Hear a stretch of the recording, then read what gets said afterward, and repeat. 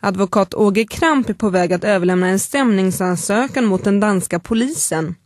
Utgångspunkten är händelserna den 28 april i år då 20-talet MFF-fans anser sig utsatt för övervåld i samband med Royal League-matchen mot FC Köpenhamn. Vi har en god sak fordi att vi har en fullständig dokumentation både med vidneudsagn, med fotooptagelser, med videooptagelser.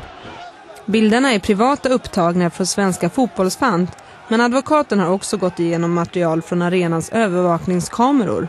Advokaten och Malmö FF-supporter anser att bilderna visar att det var civilklädda polismän som var skyldiga till de våldsamma slagsmålen.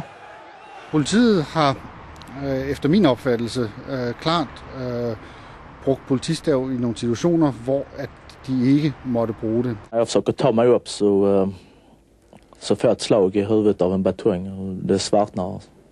Och när jag vaknar upp så ligger jag på rygg med benen över stolsrygg och då fortsätter den här civilpolisen att slå mig på benen när jag försöker resa mig upp. Är det inte för att du har varit provokerande?